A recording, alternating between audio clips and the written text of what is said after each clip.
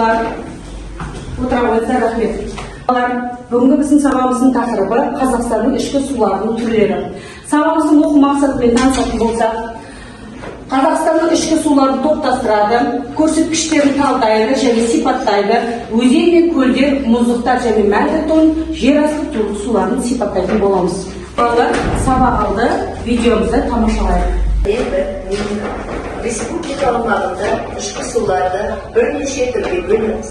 Олар өзендер, көлдер, жер асты су және бөгендер мен каналдар.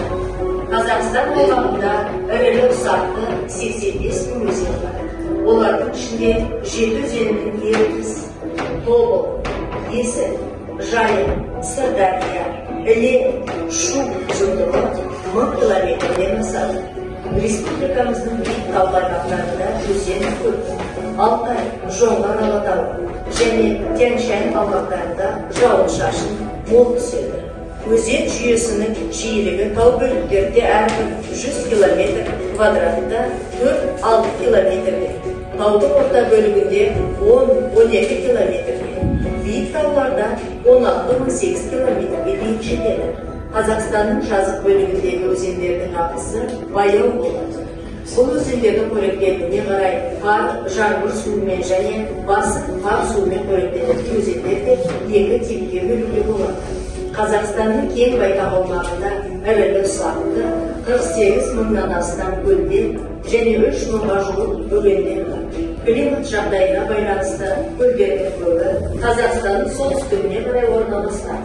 Олардың ішінде Каспий теңізі, Арал теңізі және Балқаш, Зайсан, Алакөл сияқты ірі көлдерден басқа көбі көлемі 1 километр квадраттан кем шағын көлдер. Көлдердің барлығы еділ тұйық көлдер. Көбінің суы тұзды болып келеді. Бөгендердің көбі орталық, оңтүстік және шығыс Қазақстанда шоғырланған. Қазақстанда қазір 4000-дай бөгендер мен тоғандар бар. Олардың ішіндегі ең ірілері Бұқтырма, Қапшағай, Шардара, Самарқан. Жер асты суы өте бағалы болып есептеледі. Экономика салаларын сумен қамтамасыз етуде, әсіресе адам баласын сапалы ауыз сумен жабдықтауда жер асты суының маңызы зор.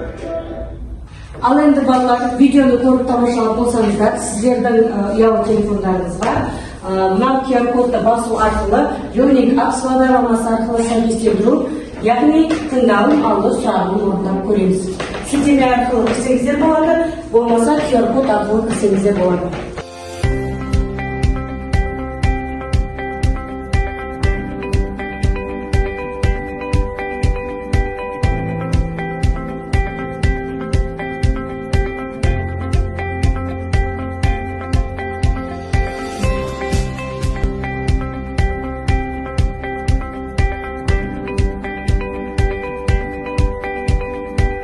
Ал енді балалар, сіздердің жауаптарыңызбен дұрыс жауапқа сәйкестендіру. Бірінші, Есіл, Сергеев, сіз баға өзендері, дұрыс па? Екінші, Қазақстан аумағындағы ұзындығы 1000 километрден асатын қанша өзен бар? Олар 7, дұрыс жарайсыздар. Қаратомар, сіз салынған өзен, ол Тобыл жарайсыздар. Жасанды су қоймаларына бөгендер, тоғандар, каналдар жарайсыздар. Табиғи сулар деген сол өзендер, көлдер, мұздықтар мен мәңгі тондар. Қазақстан аумағындағы ең ұзын өзен ол Ертіс өзені. Жақсы жарайсыздар. Солтүстік мұзды мұхиты ішкі тұйық Қазақстан аумағында өзен алаптарына жатады. Қазақстандағы өзенге бай аумақтары олар дала, орманды дала, таулы аймақтар болып жатады. Қазақстандағы ең лайлы өзені ол Сырдария. Келесі солтүстік мұзды мұхит алабына жататын өзендер, олар Ертіс, Есіл және Тобыл болып табылады. Жақсы, тапсырмамен өте жақсы орындадыңыздар. Кеше балалар сабағымыздың Қазақстанның ішкі суларына саяхат жасайық. Яғни сіздер жаңа видеода тамашалағандай, яғни Қазақстанның ішкі сулары олар табиғи сулар, өзендер, көлдер, мұздықтар, мәңгі тон, жасанды су қоймаларына бөгендер, тоғандар және каналдар жатады. Қазақстанның өзен желісінің ерекшеліктеріне тоқталатын болсақ, өзен желісі мемлекет аумағындағы біркелкі таралмағанын білесіздер, және де жазық бөлігінде өзен желісіндегі жиілігі солтүстіктен, яғни оңтүстікке қарай азая түседі. Және де далалар, орманды далалар және таулы аймақтарда өзендерге бай болып келетінін сіздер жақсы білесіздер. Қазақстанның физикалық картасына назар салып қараңыздар. Бұл жерде шартты белгілер арқылы сіздер өзен көлдерді қазір ары қарай картамен жұмыс жасайтын боламыз. Қазақстанның ірі өзендеріне тоқтала кетсек. Қазақстанның ірі өзендері Ертіс, Сырдария, Іле, Жайық, трансшекаралық, халықаралық өзендер болып саналады. Олардың бір бөлігі көршілес елдер аумағына да орналасқан. Толығымен Қазақстанда жататын ең сулымы өзен ол Ертістің ірі ұн саласы болып табылады. Ол яғни бұқтырма. Ертіс суының 1/4 бөлігі бұқтырмаға тиесілі болып табылады. Қазақстан аумағының көп бөлігі көлдерге де бай. Көлдерге қарай өнгіс болып келетін жазықтар алып жатқанын сіздер білесіздер. Сондықтан Қазақстан өзендерінің көбінің құламасы жазық өзендер болып келеді. Өзеннің құламасы дегеніміз бастығы мен Құяр сағасының абсолюттік биіктігінің айырмасы болып табылады. Мысалы алатын болсақ, Жайық өзенінің бастауы теңіз деңгейінен 658 метр биіктікте басталып, Каспий теңізінен Құяр сағасының абсолюттік биіктігіне -28 метр болып табылады. Сонымен Жайық өзенінің құламасы 658-де алынған 20-28 болады 686 метр. Ендеше балалар, сабағымыз түсінікті болса, топтық тапсырмаларға назар салыңыздар. Қазір сіздерге алдарыңызға топтық тапсырмаларды таратып шықтым. Яғни 1-ші, 2-ші, 3-ші топ тапсырмалары бойынша үлестірме қағаздар таратылды. Ең бірінші топтық тапсырмаға назарыңыздар болсаңыздар, солтүстік мұзды мұхит алабының өзендеріне сипаттама бересіздер. Яғни дескриптор айтатын болса, яғни А тапсырмасында Ертіс өзенінің кестеге берілген графаға ерекшеліктерін сипаттап жазады. Б тапсырмасында Есіл өзенінің кестеге берілген графаға ерекшеліктерін сипаттап жазады. Және де С тапсырмасында Тобыл өзенінің кестеге берілген графаға ерекшеліктерін сипаттап жазады. Дәл осындай 1-ші, 2-ші, 3-ші, 4-ші топтық тапсырмалар таратылды.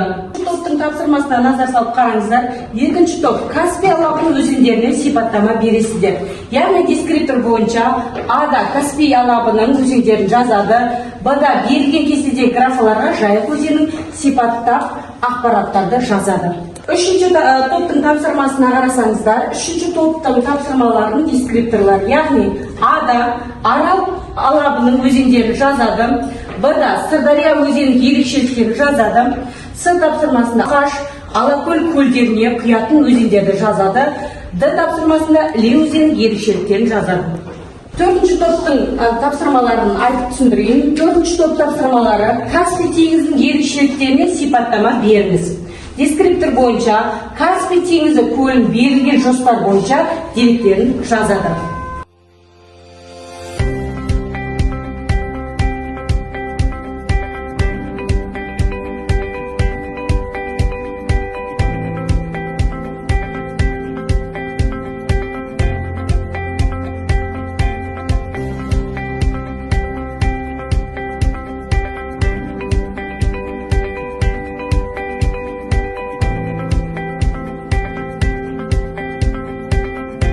Өзеннің аты Ертіс өзені, бассейн ауданы 1643 км квадрат, ұзындығы 4228 км квадрат, басқа елдегі ұзындықтары 2010 км, бастауы Қырғыз-Алтай таулары, Құяр сағасы, Об өзені. Есіл өзені, бассейн ауданы 177 км квадрат, ұзындығы 2407 км, ал басқа елдегі ұзындықтары 1240 км. Бастауы Нияз тауынан басталады, Құяр ағысы Ертіс өзені.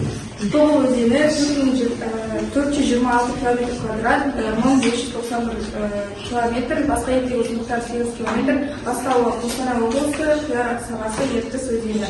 Басқа ерекшеліктері Тобыл бойында Қостанай қаласында орналасқан. Тобыл бойында.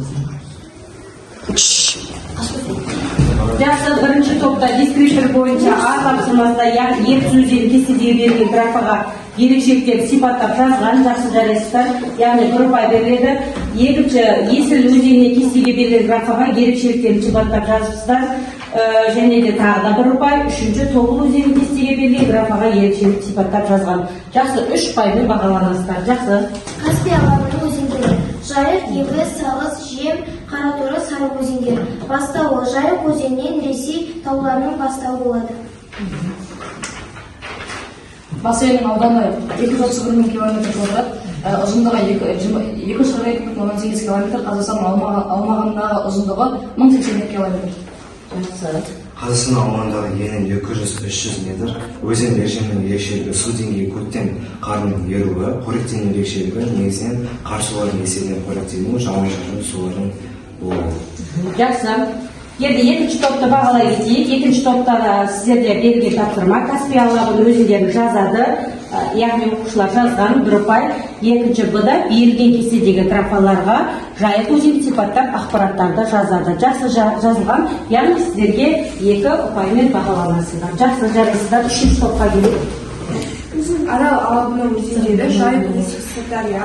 Қандай аралдар елдер арқылы өтеді? Қырғызстан, Тәжікстан, Өзбекстан және Қазақстан. Бастауы Тянь-Шань таулары. Ұзындығы 2219 километр. Қазақстан аумағындағы ұзындығы 1400 километр. Құяр көлі кіші аралда. Қоректену ерекшелігі көбісіне қар суымен, ерекшелігі ең лайық өзен. Жақсы. Балқаш алакөл бассейн алабының өзендеріне Балқаш, Мұздықта және Іле өзені жатады. Яғни Іле өзенінің ұзындығы 1439 километр. Бастауы Қытай аумағында басталады. Құяр көлі текес өзендері болып табылады. Қазақстандағы аумағының ұзындығы 815 километр. Өзен режимінің ерекшелігі суының ең жоғары деңгейі шілде тамыз айларында болады. Ерекшелігі тіршілік мінезі, өзенде сазан, шорта жер, тағы да басқа балықтар мекен етеді. Қоректену ерекшелігі қар және мұздықтар суларымен қоректенеді. Жақсы, жарайсыздар. Үшінші топтық тапсырмалар, яғни Арал бассейні мен Балқаш алабының өзендеріне сипаттама беріңіздер деген тапсырма. Дескрипторға назар салып қарасақ, Адағы, яғни Арал алабының өзендерін жазған. 1 ұпай. Екінші Сырдария өзендері ерекшеліктер жазған. Жақсы, 2 ұпай. Және 3 Балқаш, Алакөл көлдеріне құятын өзендерді жазып, және де Іле өзенінің ерекшеліктерін жазып шыққан. Жақсы, сіздерге 4 ұпай. Каспий теңізі көлі туралы. Ауданы 376 мың километр квадрат, теңіздің биіктігі 149 метр, солтүстіктен оңтүстікке қарай неше километр, 1200 километр, тұздылығы 0,5-12 пайыз аралығында. Енді жері 435 километр, еңсіз жері 193 километр, жағалауының ұзындығы 7 метр. Неше мемлекет жағалау шайып жатыр? 5. Қазақстанның үлесі 29%, Ресейдің үлесі 9%, Әзербайжандық үлесі 21%, Түркменстандық үлесі 21%, Ирандық үлесі 17%. Жақсы, жарайсыздар. Яғни 4-ші топтың тапсырмасы Каспий теңізі ерекшеліктерін сипаттама беру етін жақсы Зәурен мен Аяна жақсы айтып өтті. Каспий теңізі көлі берілген жоспар бойынша деректерді жазып, сипаттап көрсетті. Пайыздық үлесімен және шекаралас елдерді көрсетті. Жақсы, жарайсыздар. Отыра қойыңыздар. Ал енді балалар, келесі кезекте бізде картамен жұмыс. Яғни сіздерге WhatsApp желісі арқылы сілтеме жібердім. Сол сілтеме арқылы балалар кіріп, Қазақстанның өзендері мен көлдерін картадан анықтап көрсетулеріңіз керек. Белгілеп сәйкестендіріңіздер. Бортбол бағдарламасы арқылы.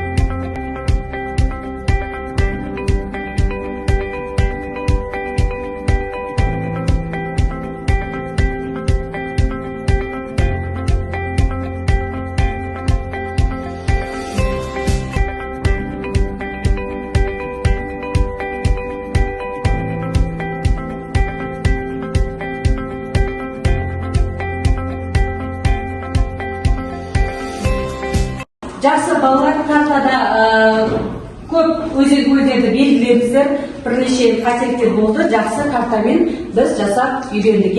Жақсы. Ал енді балалар, картамен жұмысты жақсы орындадыңыздар. Сілтеме арқылы сіздердің қателіктеріңізді тексеретін боламын. Жақсы, келесі кезекте қорытындылау бойынша QSIS бағдарламасы арқылы тест тапсырмасы жібереді. Сілтеме арқылы QSIS бағдарламасына кіріп, тест жеке-жеке тапсырасыздар. Сосын сілтеме арқылы тексеретін боламын.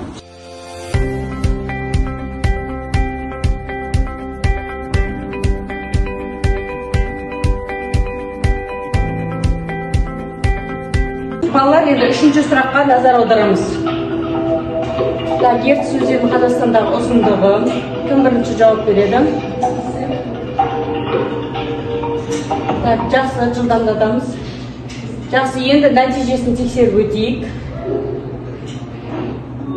Бірінші Зәуре молодец, Арнұр, Алихан, Айханға шектеулі. Мынау соңғы сұрағымыз. Ал енді балалар, жылдам жауап берейік, уақытымыз шектеулі. Мынау біздің соңғы сұрағымыз. Және нәтижесін көретін болатын болса, Алихан, Айолым, Зәуре, Арнұр, Мерей жарайсыздар. Жылдам жауап беріңіздеріңіз. Сабағымызды қорытындылайтын болса, 10 балдық шкала бойынша 10 сұрақ берілген болатын. Соның қорытындысы бойынша Алихан 10 балдан 10 бал алған, жарайсыз, яғни 10 бал болады. Айолым 10 бал, Зәуре 10 балдан 8 балын алған, Арнұр 10-нан 8-ін алған, Мерей 10-нан 7-сін алған, Аяна 10-нан 6-сін алған. Қалған оқушылардың барлығын осы журнал бойынша формативті бағалауларымызды қоятын боламын. Жақсы, ендеше балалар, бүгінгі сабағымыз аяқталды. Қош сау болыңыздар. Үйге берілетін тапсырма Қазақстанның ішкі суларына жалпы шолу жасап, әрқайсысынан сол сұрақ құрастырып келу.